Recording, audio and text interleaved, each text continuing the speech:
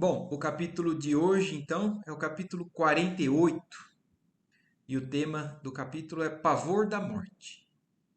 Então, vocês se lembram que quando o Aniceto e o André Luiz chegaram lá na reunião da casa da Dona Isabel, um dos trabalhadores falou se depois dos trabalhos mediúnicos, dos trabalhos da casa, o Aniceto poderia ajudar ele em dois casos, que por conta das habilidades, né, da capacitação do Aniceto, e ele estando lá, se ele poderia visitar. E então nós vamos começar com esse capítulo que fala sobre isso.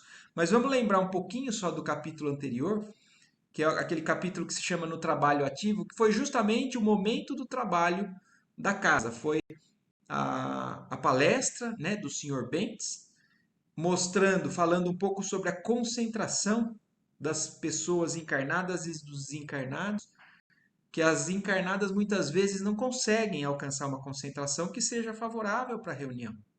E dos desencarnados, geralmente, que estão ali mais interessados, eles conseguem conquistar melhor. E também foi um capítulo que mostrou dois casos de desencarnados que pediam a permissão de poder fazer a comunicação.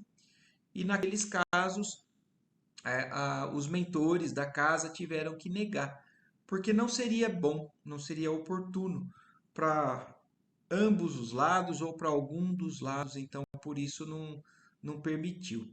Então esse foi o capítulo anterior. Agora então vamos começar o capítulo que é o pavor da morte. Numerosas explicações do orientador atendiam-me às indagações naturais. No entanto, restava aprender alguma coisa. Então, o André Luiz estava aprendendo muito, estava reconhecendo isso, mas ele ainda tinha algumas dúvidas, que ele estava querendo tirar essas dúvidas. E uma das dúvidas dele, eu acho que é uma das que passa pela nossa cabeça também, né? Por que motivo se reuniam ali tantos desencarnados, já que recebiam assistência espiritual? Não poderiam congregar-se em lugares igualmente espirituais? Então, é algo que eu mesmo já tinha me perguntado. Por que que os espíritos, que lá no mundo espiritual tem espíritos que estão sofrendo, tem espíritos esclarecidos, por que que os espíritos esclarecidos não vão ao socorro de alguns destes, e não oferecem o auxílio espiritual diretamente entre eles? E por que ir num centro espírita? Por que numa comunicação onde tem encarnados, né?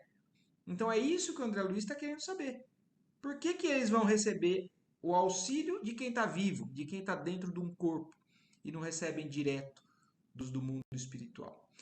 Primeira coisa que a gente tem que lembrar é o seguinte: não é regra, né? Porque muitos são ajudados no plano espiritual.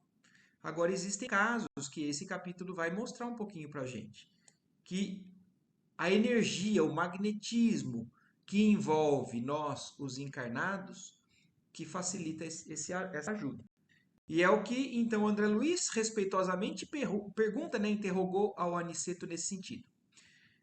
E aí o Aniceto, então, responde: de fato, André, respondeu o generoso mentor, a maioria dos desencarnados recebe esclarecimentos justos em nossa esfera de ação. Então aqui fica muito claro, a maioria recebe, consegue esse auxílio direto dos espíritos. Você mesmo, nos primórdios da nova experiência espiritual, não foi conduzido ao ambiente de nossos amigos corporificados para o necessário encaminhamento? Então, o Aniceto lembrou justamente do caso dele. Ele estava no umbral, vagando há muito tempo. Quando ele conseguiu se elevar em pensamento, ele recebeu auxílio direto dos espíritos e foi transportado para o nosso lar. Então, o caso dele era justamente um destes, que não precisava de uma intervenção que facilitasse esse socorro, que é através de nós, os encarnados. Grande número de criaturas, porém, na passagem para cá, sentem-se possuídas de doentia saudade do agrupamento. Então, a nossa encarnação, nós temos um apego, né, ao nosso corpo, à experiência na Terra, aos lugares, aos ambientes. Então, tem uma grande parte de criaturas, como ele fala, um grande número, que sentem-se possuídas dessa doentia saudade do agrupamento. como acontece no outro plano de evolução aos animais. Ele está fazendo uma comparação. Em outro plano de evolução, que não é o mesmo que o nosso, né? Mas os animais também, quando sentem a mortal saudade do rebanho. Então, alguns animais têm instintivamente a necessidade de voltar para o rebanho, de estar próximo. Eles não conseguem muitas vezes se viver apartados. E isso também é o que acontece com a gente. A gente está acostumado ao convívio com o corpo. Se a gente não tem esclarecimento, espiritualização suficiente para isso, a gente não consegue alcançar com facilidade essa mudança, né, de vibração, de tipo de vida, de estilo de vida, né? E aí, então, ele fez uma comparação de nós, os que ainda estamos muito apegados, justamente como um instinto animal. É um instinto ainda primitivo. Não tem tanta espiritualização nisso. E é por isso que, nesses casos, a intervenção do mundo mais materializado, mais denso, pode ajudar. E aí ele segue explicando: para fortalecer as possibilidades de adaptação dos desencarnados dessa ordem ao novo habitat, o serviço de socorro é mais eficiente ao contato de forças magnéticas dos irmãos que ainda se encontram envolvidas nos círculos carnais. Então, aqui ele está mostrando para a gente. Primeiro, não está falando que é exclusivo, que é necessário, né? Está falando que é mais eficiente. Então, os espíritos se utilizam daqueles que se colocam nesse tipo de trabalho para ajudar mais rapidamente estes espíritos que têm essa necessidade, essa dificuldade de adaptação à nova vida espiritual. Porque, como eu falei, nós temos um magnetismo diferente. Nós temos fluidos vitais envolvidos na nossa encarnação que têm forças magnéticas que são diferentes. E essas forças conseguem influenciar com mais intensidade esses espíritos nessas condições. Então, aumenta. Ô Lela, pode falar, mas só finalizando aí. Aumenta a eficiência do trabalho, certo? Pode falar, Lela. Então, esses espíritos que vêm para as sessões onde os encarnados conseguem ajudar mais seriam espíritos que então estão em níveis mais baixos, né? Então, por exemplo, no umbral, aqui na Terra. Não Não, só, não só, às vezes eles não estão sofrendo muito, porque o sofrimento e o tempo de umbral, Lela, depende muito de uma série de apegos, de dificuldades ou de sentimentos que aprisionam nesse setor. Agora, ele pode ser um espírito mais desprendido de certas situações, mas com dificuldade de ascensão, por exemplo. E sente essa saudade, essa necessidade de estar junto. Então, você voltar, por exemplo, imagina assim, eu estou imaginando assim, é, você muitas vezes estar próximo de amigos te dá um ânimo novo, te dá força. A vibração de pessoas queridas ou que estão pelo menos tentando vibrar para te levar algum auxílio, te dá algum tipo de força diferente para que você ganhe um ânimo diferente.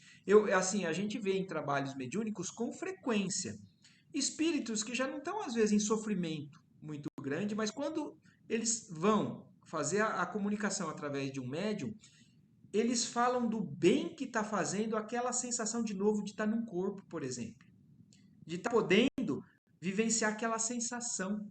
Então isso dá de alguma maneira um ânimo diferente para esses espíritos. Mas com certeza, Lela, assim, é certo você pensar que são espíritos que ainda estão em planos inferiores, não estão com facilidade, porque aqueles que estivessem com facilidade estariam subindo sem essa necessidade. E se não houver essas comunicações, se não houver esses trabalhos, não vai acontecer a evolução desses espíritos? Vai também, porque é o que falou.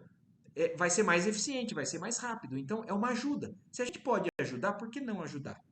Se a gente pode encurtar o tempo de reabilitação de alguém, diminui o tempo de dificuldade e sofrimento de alguém, por que não? Então, e é o caso agora, por exemplo, desse capítulo, que o Aniceto está sendo levado para ajudar, já que eles estão ali. Mas e se o Aniceto não tivesse vindo nessa missão aqui na Terra? Esses espíritos que eles vão ajudar não encontrariam solução? Não, tem sempre outras maneiras. Mas existem as formas de poder facilitar, né? E é isso que iriam fazer. Não sei se deu para entender, Lela. Deu, tá claro, obrigado. E aí, então, ele falando isso, né? Que o magnetismo a facilita, e ele continua falando: esta sala, ali o local onde estavam acontecendo os trabalhos mediúnicos, em momentos como este, funciona como grande incubadora de energias psíquicas. Quer dizer, uma concentração muito grande de energias psíquicas para os serviços de aclimação de certas organizações espirituais à vida nova. Então é como se fosse uma concentração maior realmente de um potencial que faz falta para esses irmãos do lado de lá. Então, mostrando para a gente o quanto é importante a gente sempre estar trabalhando nesse sentido. Às vezes a gente vai num trabalho mediúnico achando que vai lá só para ouvir instruções ou para. Não, a gente está lá doando recursos também e ajudando que a espiritualidade possa fazer esse tipo de trabalho com aqueles que estão precisando desse tipo de energia. E aí ele segue, né? E designando a grande assembleia de necessitados, continuou: os irmãos nas condições a que me refiro ouvem-nos a voz, consolam-se com o nosso auxílio, mas o calor humano está cheio de um magnetismo de teor mais significativo. Então, olha isso, fica bem claro. Eles conseguem, de alguma maneira sutil, já se fazerem perceber, né? Mas é sutil, porque a diferença vibratória é grande. Então, para aquele mais materializado, nada melhor do que nós, os que estão na matéria, né? Então, o calor humano tem um magnetismo que ajuda esses espíritos mais no terra-terra, né? Ainda apegados a essas sensações. Com semelhante contato, experimentam o despertar de forças novas. Então é isso, é uma injeção de ânimo. São aqueles que estão com dificuldade, então, e aí na presença de amigos ganham um fôlego. Então, às vezes é um empurrãozinho necessário para que eles consigam ir adiante. Por isso, o trabalho de cooperação em templos dessa espécie oferece proporções que você, por agora, não conseguiria imaginar. Então, até para o André Luiz, o Aniceto está falando que e nós também, né? Nós não vamos conseguir entender tudo o que significa isso, esse trabalho. Mas, grosseiramente, é isso que ele pôde explicar para a gente. E aí ele ainda segue, ainda mostrando mais alguns exemplos ali, né? Não observou os preguiçosos, os dorminhocos e invigilantes que vieram colher benefícios nesta casa? Aqueles que no capítulo anterior foi dito que são aqueles que não conseguem, através da concentração, né, se manter vigilantes e aproveitar no melhor teor possível, né, aquilo que estava acontecendo. Mas eles foram ali e, de alguma maneira, eles têm também energia de encarnado. Então, ó, e é o que ele fala. Pois eles também deram alguma coisa de si. Então, por mais que no capítulo anterior mostrou que alguma coisa não favorecia a vibração daquele que estava fazendo a palestra, que poderia estar uma concentração maior ainda, por mais que não fosse tão eficiente, ainda assim, mesmo estes contribuem com a sua energia para benefício ali daqueles que precisam, né? E a gente sabe que cada um tem particularidades diferentes. Cada um tem uma potência energética diferente. Tem pessoas, por exemplo, que têm mediunidade de cura, diferente de outro tipo de médium. Então, às vezes, alguém que está ali pode fornecer fornecer também algum tipo de ânimo, de, de fluido para esses desencarnados que a gente desconhece. E aí, então, ele falando que esses que estavam dormindo e invigilantes também deram alguma coisa de si. Deram calor magnético e radiações vitais proveitosas aos benfeitores deste santuário doméstico, que manipulam os elementos dessa natureza, distribuindo-os em valiosas combinações fluídicas às entidades combalidas e inadaptadas. Então, se a gente puder assim entender grosso modo, né, pelo menos nessa questão, num trabalho mediúnico ou num local onde existe uma oração e uma intenção, né, de fé e tudo mais, existem aqueles que se colocam bastante à disposição, existem outros que doam pouco, mas isso associado aos espíritos ou ao plano espiritual da casa, do ambiente, eles conseguem utilizar tudo isso e levar o auxílio a quem necessita. Então, muitas vezes a gente faz esse tipo de oração, né, nos trabalhos, na casa. Que nós possamos sermos doadores de recursos, sejam lá quais forem, para que possa ser utilizado em benefício de pessoas que estão desesperadas, que estão desnorteadas, que estão sofrendo. Então, nós também, por mais desconhecimento que a gente tenha, alguma coisa, alguma parcela de utilidade a gente acaba tendo para esses irmãos que estão sendo ali tratados. E sorrindo conclui bondoso. Tudo tem proveito, tem algum proveito, André.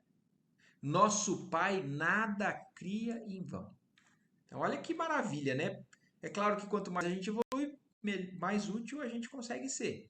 Mas mesmo sem ainda achar que está sendo útil, a gente acaba poder de alguma maneira favorecer. E aí terminou a reunião, né? Terminada a reunião com os benefícios gerais, que não me cabe descrever pormenorizadamente, atendeu Aniceto ao facultativo desejoso de aproveitar-lhe o concurso nobre junto aos clientes. Então, aí eles foram junto com aquele que tinha pedido o auxílio do Aniceto. Grande número de vezes, exclamou o receitista do grupo de Dona Isabel, como a prestar informações a Vicente e a mim. Então eles saíram, né, para ir naquele auxílio e outro ali do grupo continuou a dar algum tipo de informação para o André Luiz, né, e para o Vicente. Então, ó, grande número de vezes não só ministramos medicação aos corpos doentes, mas também orientamos os desencarnados que, no curso da moléstia, se encontram sob nossa assistência. Então, ele falando que eles estão auxiliando a todos os que vão no centro espírita ali com as prescrições, né, as orientações das comunicações, dos recados e tudo mais da espiritualidade, mas os desencarnados também recebem esse tipo de auxílio. Eles estão recebendo aquilo que eles necessitam para as necessidades das suas angústias, das suas dificuldades e tudo mais. E o André Luiz pergunta: e são sempre muitos? Número crescente, elucidou atencioso. Há ocasiões em que contamos com a cooperação de amigos ou parentes espirituais dos enfermos, mas na maioria dos casos somos forçados a agir por nós mesmos. Quer dizer, é um trabalho que é constante no mundo espiritual e, como ele está falando aqui, aumenta cada vez mais essas necessidades, porque a casa se torna uma referência e toda necessidade é a mesma coisa que acontece com um hospital, com uma clínica que faz um atendimento adequado. Então, cada vez mais são levadas as necessidades para aquele local. E ele fala, alguns familiares a gente consegue utilizar para também distribuir esse auxílio, mas às vezes nós temos que dar conta sozinho. Felizmente, quase nunca estamos sem auxiliares dedicados e ativos. Há companheiros que se consagram a cuidar dos tuberculosos, dos cegos, aleijados, leprosos, perturbados e moribundos, isoladamente. Então tem a ajuda no plano espiritual, felizmente, como ele diz, né, a ponto de sempre dar conta do recado. São eles nossos devotados colaboradores em todas as situações. A gente não faz ideia da quantidade de envolvimento, de auxílio que nós temos no mundo espiritual, né? Lela, você levantou a mão de novo? Desculpa, eu não tinha visto. Não, eu acho que não tinha baixado, desculpa. Ah, tá, é que eu vi agora a mãozinha, eu achei que você tinha levantado. Então a gente não faz ideia. Estela, você quer falar? Seu áudio está fechado. Lá no outro plano, tem as pessoas ainda são tuberculosas, cegas, assim, Sim, aleijadas? sim. Você não lembra num caso anterior que o André Luiz conseguiu fazer uma cega voltar a ver? Hum, Então, Estela, imagina o seguinte: o nosso perispírito, ele é a impressão exata do que a gente leva no nosso corpo. Quando a sim, gente não consegue se desfazer de certas imperfeições ainda. Então, você não se cura automaticamente porque deixou o corpo.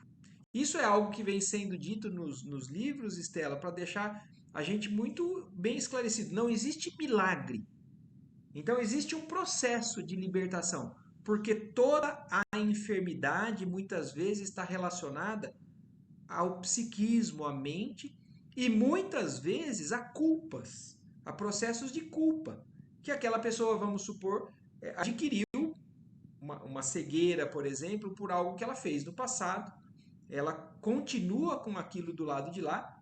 É claro que isso não é para todos, mas para esses casos dos que partem e ainda se imaginam que são aquilo que viviam no corpo, eles continuam com a mesma imagem.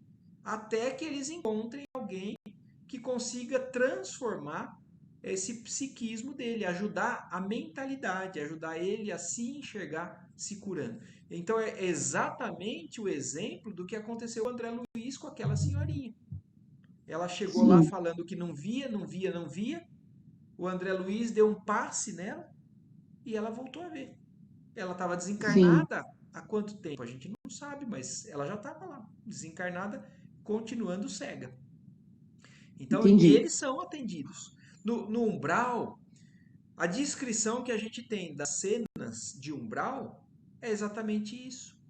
São as pessoas deformadas, ainda mutiladas e tudo mais, até que elas consigam se levantar, modificar o padrão e ir se curando aos poucos, né? Puséramo-nos a caminho, e a breves minutos estacionávamos diante de um edifício de vastas proporções. Então eles estavam caminhando, né, conversando, para ir fazer aquele socorro que foi pedido. O colega gentil conduziu-nos ao interior de espaçoso necrotério. Então olha aonde eles estão indo. O Aniceto e os dois ali foram levados a um necrotério, ali na cidade do Rio de Janeiro, muito provavelmente, né? Porque é onde eles estavam, na casa da Dona Isabel, e é lá onde o amigo chamou ele para poder ajudar. Então entraram nesse espaçoso necrotério, onde defrontamos um quadro interessante. O cadáver de uma jovem de menos de 30 anos ali jazia gelado e rígido, tendo a seu lado uma entidade masculina em atitude de zelo. Então vocês conseguem visualizar a cena? Ele entrou ali no. Eles, espíritos, entraram no necrotério, viram um corpo, né, de uma jovem, então um cadáver, uma jovem de menos de 30 anos tinha morrido, o corpo estava estendido ali naquela cama, naquela maca. E uma entidade masculina, então um espírito, do lado desse cadáver, cuidando desse cadáver. Então, olhando ali em atitude de zelo. Com assombro, notei que a desencarnada estava unida aos despojos. Então, aí eles notaram, o André Luiz notou, que o espírito daquele corpo, né, que tinha desencarnado há pouco tempo, estava ainda unido ao corpo, aos despojos. parecia recolhida a si mesma, sob forte impressão de terror. Então ela estava apavorada. Quem é que sabe o que vai acontecer com cada um de nós, né, quando a gente desencarnar? Antes da gente estudar e ler e acompanhar tudo isso, existe ou existia uma dúvida muito grande do que é a vida depois da morte, né? Então muitos ainda têm medo de morrer. Medo de chegar do lado de lá e falar assim, o que é a verdade que se fala lá na Terra? Será que são os espíritas que estão certos? Será que são os, seja lá qual a forma de pensamento, né? Será que existe o nada? Será que eu vou pagar eternamente por algumas coisas que eu fiz? Então, para muitos ainda isso é algo apavorante. E o que está acontecendo, vocês se lembram, o capítulo se chama justamente isso, pavor da morte. Então nós acabamos de chegar na cena que descreve o nome desse capítulo. Alguém morreu, tem alguém do lado de lá para receber, porque tem uma entidade ali cuidando daquele corpo, mas a jovem estava desencarnada e ainda unida aos despojos, com uma forte impressão de terror. Cerrava as pálpebras, deliberadamente, receosa de olhar em torno. Estava de olhos fechados. Então imaginem, morreu e pum, fechou o olho, ela sabe que ela morreu. Ou, pelo menos ela imagina que ela morreu. Alguma coisa está acontecendo que ela está em pânico. Ela está apavorada e não quer ver o que tem ali do lado de lá. E aí, o rapaz que levou eles lá, né, aquela entidade que chamou o Aniceto, falou: terminou o processo de desligamento dos laços fisiológicos. Então, o nosso espírito tem laços que nos ligam ao corpo. Enquanto esses laços estão vinculados, a gente está encarnado. Quando esses laços se desligam, o corpo está totalmente sem vida, desencarne. Então, é o que ele está falando, ó, exclamou o facultativo atento. Então, terminou o processo de desligamento dos laços fisiológicos. Então, ela está oficialmente morta. Mas a pobrezinha, há 6 horas, que está dominada por terrível pavor. Então, já faz 6 horas que ela morreu e ela não está conseguindo lidar com essa nova presença. A gente sabe que alguns passam numa vibração de tormento muito grande e por isso às vezes já são transportados por aquela vibração para ambientes daquele tormento. Já é uma transferência direto para as zonas umbralinas, né? Existem alguns que quando desencarnam conseguem receber o benefício do sono, então dormem, descansam, não aquele sono que a gente viu também nos capítulos passados, aquele sono profundo da pessoa que acredita que depois que desencarna vai dormir assim eternamente, porque não existe o nada do lado de lá, ou porque estão esperando o momento do juízo final.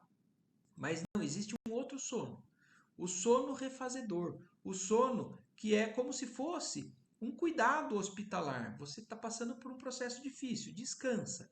Nós vamos ministrar alguns passes, algumas energias e você vai acordar e nós vamos aos poucos cuidando dessa nova fase. Mas não, ela não entrou nesse sono e ela está já há 6 horas morta, sem conseguir lidar com essa nova situação.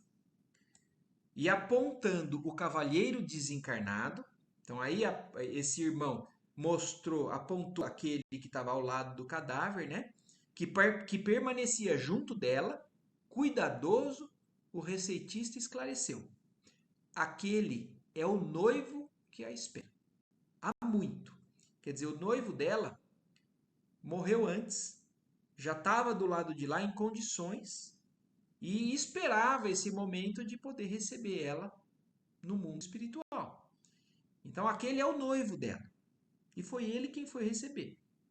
Aproximamo-nos um tanto e ouvimo-lo exclamar carinhosamente: Cremilda, Cremilda, vem! Abandona as vestes rotas.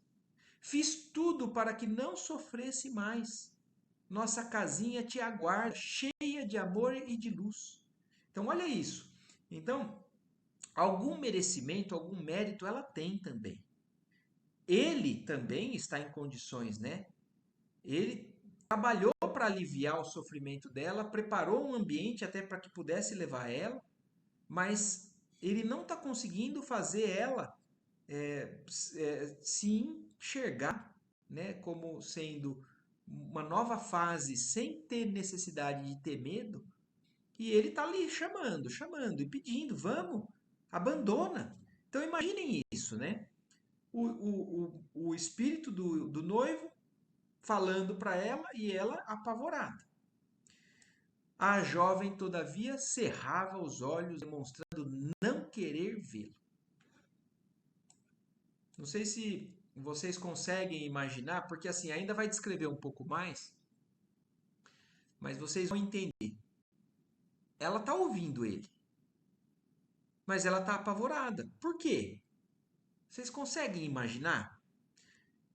Se você está aqui, encarnada, e é chamado por alguém que já foi, qual é a sensação que você tem? Né? Para muitos, é de pânico, é de terror. Então, assim, tô ouvindo a minha avó me chamar, por exemplo. Minha avó já morreu faz tempo, mas eu tô ouvindo ela falar comigo, vem, vem.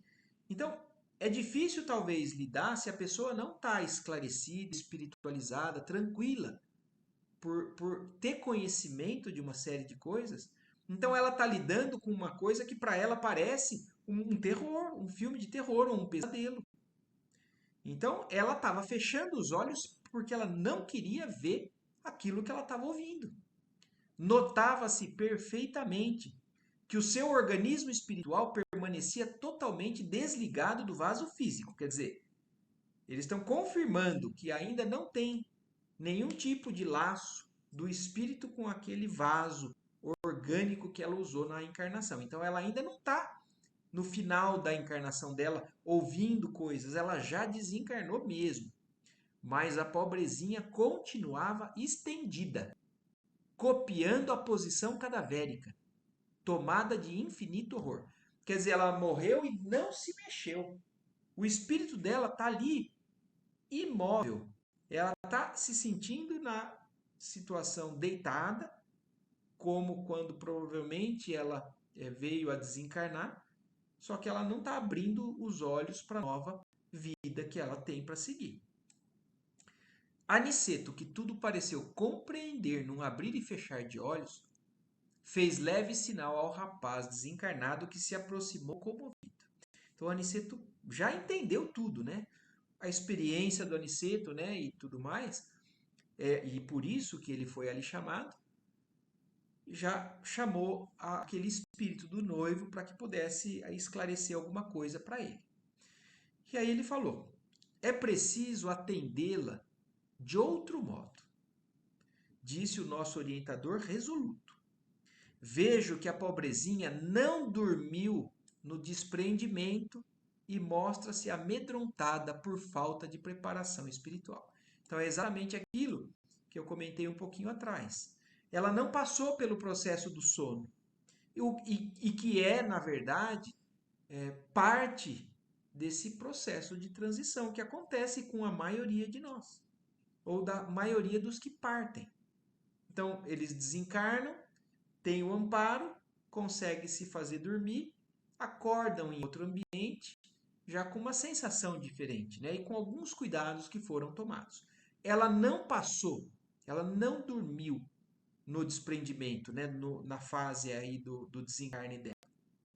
E como ela não tem a preparação espiritual necessária, então não está querendo dizer que ela é má, que ela fez muita coisa errada, não. Ela só não tem preparação espiritual para lidar com essa situação e por isso ela tem medo.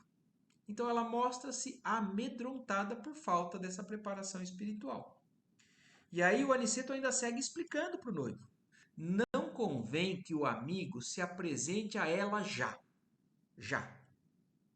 Não obstante o amor que lhe consagra. Quer dizer, apesar de nós estarmos vendo que você está aqui só querendo auxiliar de fato. Mas apesar de todo esse amor que você tem, ainda não é a hora de você aparecer para ela. Ela não poderia revê-lo sem terrível comoção, neste instante em que a mente lhe flutua sem rumo. Então, o Aniceto explicando, o problema é que ela ainda não está realmente conseguindo lidar com essa questão que eu falei. Imagina a gente vivo ouvindo um morto chamar a gente. Ela, para virar a chave, né, do mudei, agora eu não sou mais um encarnado, estou desencarnado e eu posso confiar.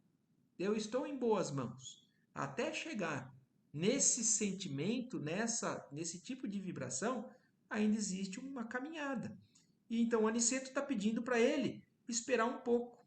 Talvez não seja ele quem vai conseguir ajudar ela.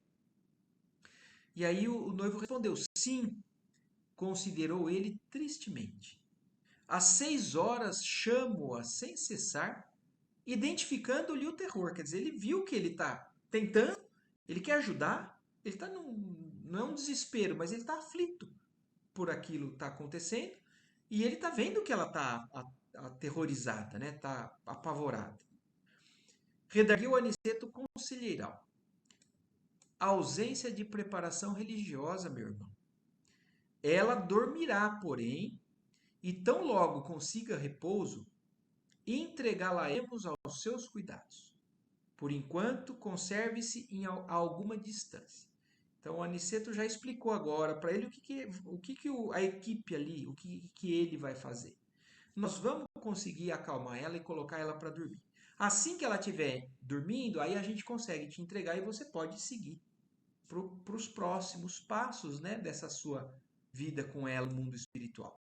Mas por enquanto ele pede para o noivo, fique uma certa distância. E fazendo-se acompanhar do facultativo, daquele que então chamou Aniceto, que assistira espiritualmente a jovem nos últimos dias, quer dizer, aquele que está chamando Aniceto, ele acompanhou os últimos momentos dessa jovem, até o desencarne. Aproximou-se da recém-desencarnada, falando com inflexão paternal. Então, ele só deu essa ideia para a gente aqui também, de que a presença desse espírito que chamou ele, né, do Aniceto, chamou ele para poder ajudar, é um espírito que também está trabalhando nesse processo do desencarne dela há algum tempo. Mas não tem, talvez, ainda todo também o preparo que é necessário que o Aniceto agora está indo levar. Mas então o Aniceto com ele vai lá perto dela e com uma fala, né, muito paternal, né, como se fosse realmente um pai dela, fala: vamos, Cremilda, ao novo tratamento. Então olha como ele mudou o foco, né, do problema. Porque o medo dela é ter morrido. Agora, quando ele fala vamos ao novo tratamento, ela provavelmente estava doente. Já estava lidando com o médico, com o hospital, com tentativa de salvação daquela vida encarnada dela. Então, e isso é algo que a gente lida nos trabalhos mediúnicos também com muita frequência. Não são todos os desencarnados que dão comunicação no médium que sabem que estão desencarnados e não são todos que a gente pode já informar de cara. A gente tem que ir sentindo, a gente tem que ir conversando, a gente tem que ir aos poucos percebendo se é melhor falar que ele já desencarnou ou por enquanto ainda não. Então, no caso, o Aniceto vai tirar essa impressão dela de ter morrido, porque para ela isso gera um terror muito grande. Então, ele se apresentou como sendo um novo médico e que é também, na verdade, um médico espiritual. Então, ele não está nem mentindo, mas ele está falando para ela: vamos ao novo tratamento. Ouvindo, a moça abriu os olhos espantadiços e exclamou: ah, doutor, graças a Deus! Que pesadelo terrível! Sentia-me no reino dos mortos, ouvindo meu noivo, falecido há anos, chamar-me para a eternidade. Então, olha isso. Ela, quando ouviu alguém falando, vamos que nós vamos te tratar, vamos, ela ela achou que ela tinha acordado de um pesadelo. Ela achava que ela estava sonhando dentro de um pesadelo e não conseguia sair daquele pesadelo. E aí ela relata exatamente isso para o Aniceto. Eu estava num pesadelo horrível. Achei que eu já estava no mundo dos mortos, né? Ouvindo o meu noivo que já morreu, me chamando para esse mundo. E aí o Aniceto fala para ela: não há morte, minha filha. Objetou Aniceto afetuoso. Creia na vida eterna, profunda, vitoriosa. Quer dizer, nós ainda temos medo de algo que a gente coloca ou colocou na cabeça através dos anos, dos séculos, né? Que a morte é uma coisa muito ruim. Que a morte é para botar medo. E o que a gente já está cansado de ouvir, através de tudo que a gente está fazendo aqui, é que não há morte de fato, a vida continua. Ela só continua em um outro ambiente, uma outra vibração, em outras condições, mas a gente continua vivo. A gente tão vivo quanto antes. Só mudamos o veículo que estava sendo utilizado pela gente e isso fica deixado para trás, mas a vida continua com a mesma consciência, com as mesmas emoções, com os mesmos pensamentos. E aí então ele reafirma isso para ela, para que ela tenha tranquilidade, não tenha medo da morte. A morte não existe, acredite na vida. Ele só não falou para ela, mais uma vez, que ela realmente já tinha passado para o lado de lá. Mas ele só está falando verdade para ela. E aí ela, confiante, né, na nova conversa, fala: é o senhor o novo médico? E indagou confortada. Sim, olha o Aniceto, sim. Fui chamado para aplicar-lhe alguns recursos em bases magnéticas. Torna-se indispensável que durma e descanse. Então, olha isso, o Aniceto já está concordando, envolvendo ela num pensamento de confiança para que ela entenda a necessidade de entrar nesse novo tratamento. Vai passar magneticamente alguns recursos para que ela descanse, para que ela durma. E ela fala: é verdade, tornou ela de modo comovente. Estou muito cansada. Necessito de repouso. Recomendou-nos o instrutor em voz baixa. Prestássemos auxílio em atitude íntima de oração. Quer dizer, pediu para que eles ajudassem em oração também. Então, as orações emitindo os fluidos, que a gente sabe que já aprendemos o quanto esses fluidos são necessários e benéficos para o auxílio de quem quer que seja, né? Então, nesse momento, o Aniceto pediu para que eles também ajudassem em oração. E depois de conservar-se em silêncio por instantes, ministrou-lhe o passe reconfortador. A jovem dormiu quase imediatamente. Deslocou-a Aniceto, afastando-a dos despojos, com o zelo amoroso de um pai. E chamando o noivo reconhecido, entregou-a carinhosamente. Agora poderá encaminhá-la, meu irmão. Não é tão raro a gente presenciar isso também num trabalho mediúnico. A hora que a gente encontra um desencarnado nessas condições, que ainda não tem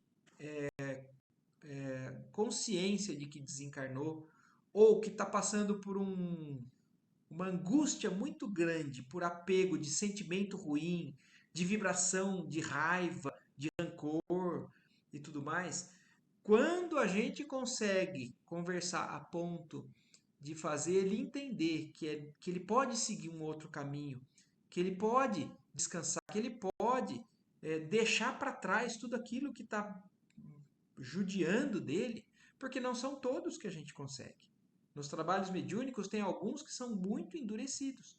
É claro que, como também a gente já viu nos capítulos anteriores, os espíritos que são levados ali para serem tratados são aqueles que já estão em mais condições para receber aquele auxílio. Então, muitos, dependendo da nossa forma de conversar, de trabalhar, a gente consegue.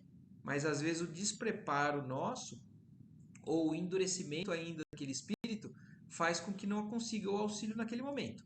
Mas o que eu estou querendo dizer é o seguinte: quando a gente consegue, muitos dos casos, o que, que a gente pede? Nós, os encarnados, doutrinadores, falando para ele. A gente fala assim: aproveita a oportunidade agora e descansa, meu irmão. Segue junto com estes que estão aí do seu lado e deita, descansa, receba o que eles estão te oferecendo e eles dormem. Estela, pode. Eu vi até que você estava falando, eu só estava concluindo, mas pode falar, pode perguntar. Ô, Marco, é uma regra quando a gente desencarna, alguém recebe a gente Estela, a gente ou sempre. não? Sim, a gente sempre está acompanhado do nosso guia espiritual. Então, por mais que a gente esteja em caminho errado, cada um de nós tem um protetor espiritual, um anjo da guarda, seja lá o que for que a gente chame. Mas a presença dele ali ou não, não quer dizer que a gente vai enxergar e vai seguir por esse caminho. Quanto mais desviado o nosso pensamento nessas vibrações de rancor, de mágoa, de desespero, fecha a porta para isso. Então, que vai ter gente ali sempre. Se a gente vai acessar, vai visualizar isso, aí é outra história. Mas é independente se a gente conhece ou não? Não, na verdade, as pessoas que nos acompanham, os nossos mentores, são geralmente pessoas que têm uma ligação muito grande com a gente. São pessoas que Sim, nos amam de experiências passadas e que estão em condições melhores e eles estão na incumbência de acompanhar, de te orientar, ajudar. Ainda essa semana, lá no João Estela, a palestra que teve foi justamente sobre anjo da guarda, anjos guardiões. Então, sim. vale a pena, se você quiser, tem uma palestra até do Raul Teixeira, que fala sobre esses espíritos que nos acompanham. Lela, você também quer falar alguma coisa? Mas eu não sei se você entendeu, não sei se você viu essa palestra que aconteceu lá. Não, eu não vi, mas eu vi assim, mais ou menos, mas eu não vi o conteúdo, Entendi. entendeu? Mas depois, se Mas tiver deu para ter interesse, vê lá. mas deu para ter uma noção do que eu perguntei agora. Legal. Lela, você está sem áudio. Sempre. Não, eu estava, é mais ou menos na mesma área da Estela, porque nessa palestra, inclusive, ela até comentou, pode ser meu pai, pode ser meu marido. Ela falou, não, né? Nossos mentores, né? Os espíritos que nos acompanham, normalmente já estão Mais num outro evoluídos. padrão espiritual e que provavelmente conhece a gente de outras vidas. Então, nesse caso, que é o noivo, O ele não era mentor dela. o mentor dela. Não. E aí a dúvida que eu fiquei é, porque na verdade a presença dele estava atrapalhando o processo. Sim.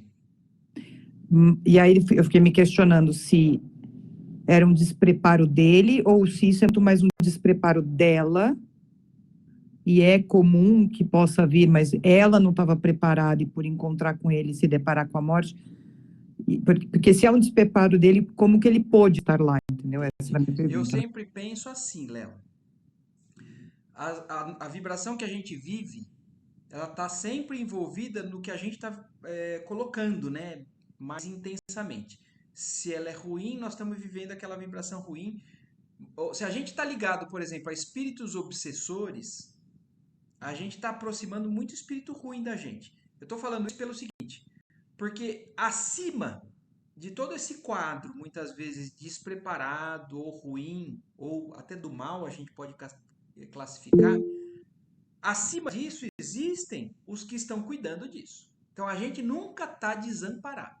Então eu imagino que numa situação como essa, o espírito, o mentor dela, está acompanhando aquele quadro e permite que aquilo aconteça, por quê? Porque apesar de ele estar bem intencionado, ele ama ela e ela também pode ela ser uma boa pessoa, mas eles não têm ainda esse.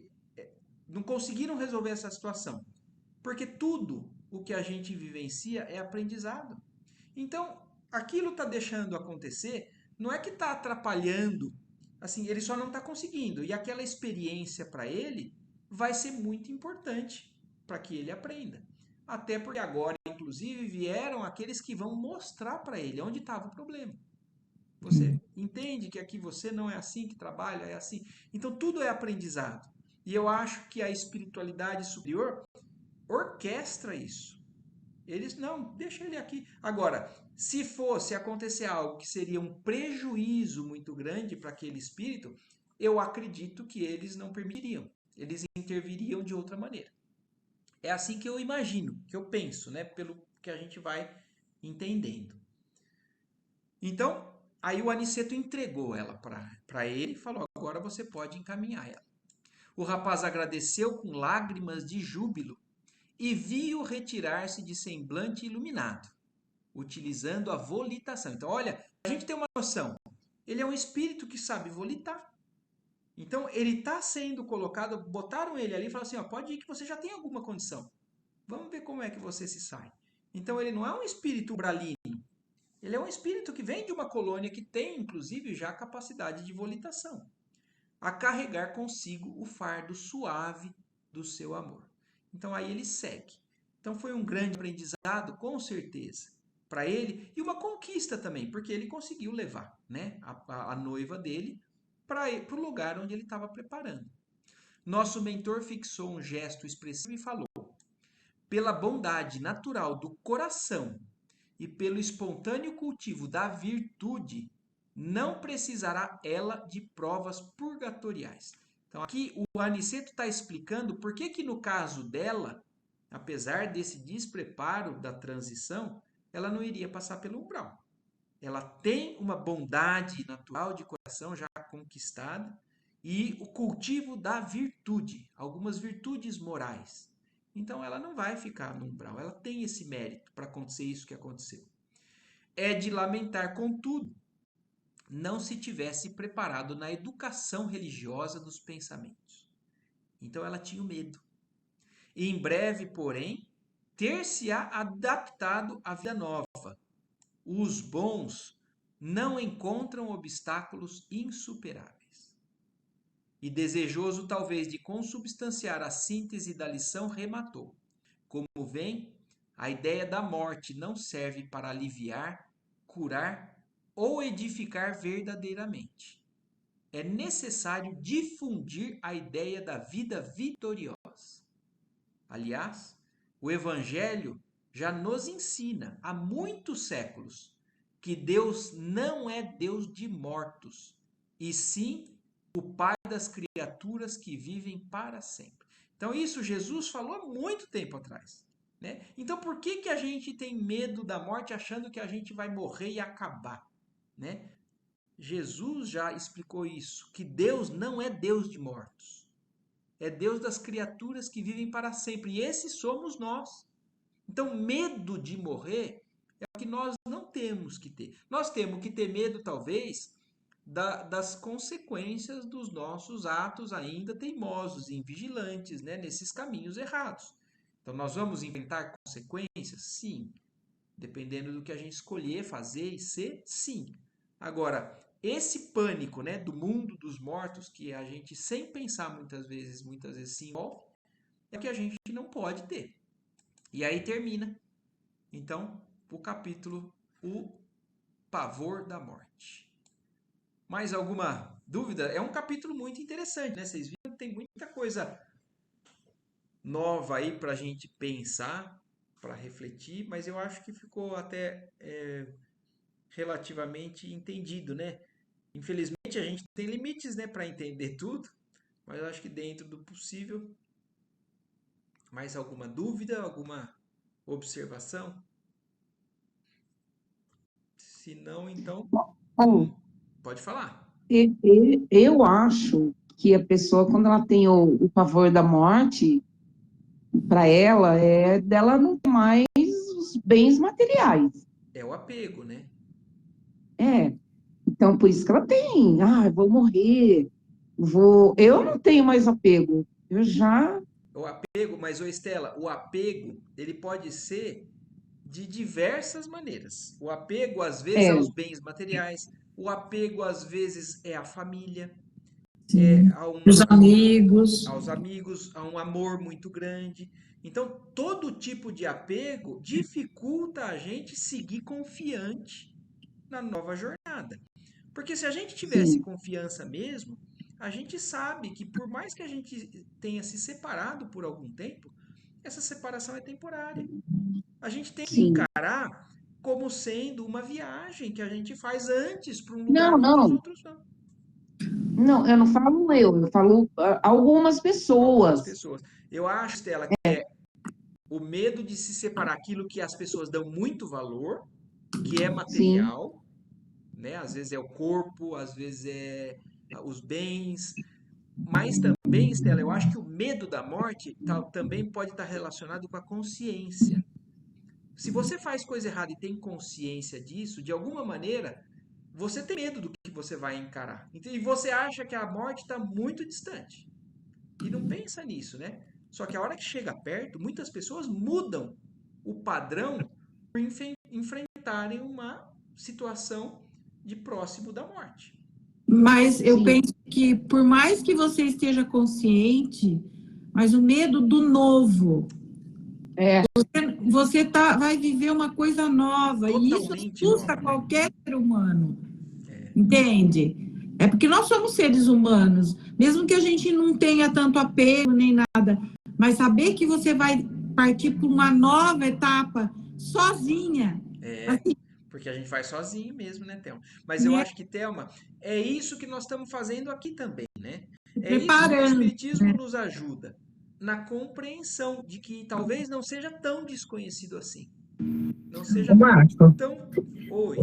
é tema, né, que falou da gente ir sozinho, mas e quando acontece de pessoas morrerem juntas? Por exemplo, um casal que morre junto no acidente, irmãos que morrem junto, isso dá um conforto, assim, mútuo? Eu imagino que sim. Eu imagino que sim, mas a gente não sabe que padrão mental que cada um está envolvido. Às vezes eles morrem juntos, mas vão para lugares diferentes. Acordam em lugares diferentes, né? Exatamente. É isso Porque o que dá mundo medo também. íntimo de cada um é a vibração que a gente carrega e é para onde a gente vai. Então, porque tem os desencarnes coletivos também, né, Adriana? Imagina, esses acidentes de grande porte, né?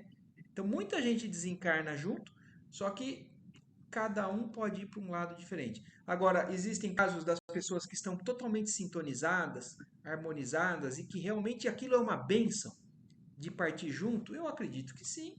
Por que não, né? Muito legal, muito bom. Teve muitas coisas aí para a gente pensar nesse assunto, né? Mas estamos chegando no fim do livro. Ô, Mais Marco, 3 depois capítulos e acabamos esse livro. Quantos capítulos? Mais 3. 3 só. Oi, Estela, ô você... Marco, Oi. põe para mim no WhatsApp o nome do. Para eu ver Anjos lá de Guardiões, novo. lá do Raul Teixeira. Põe, pode deixar. Eu Raul passo no Teixeira, grupo. Eu isso. passo no grupo. Pode deixar. Tá bom. Tá bom. Certo? Certo. Muito bom. Muito obrigado aí, mais uma vez, a parceria de vocês, a presença de vocês. Eu que agradeço. Seguimos juntos, aprendendo. Amém. Obrigada, Boa Marco. semana para todos. Para vocês também. Tchau, Boa tchau. noite. Tchau, Boa boa noite.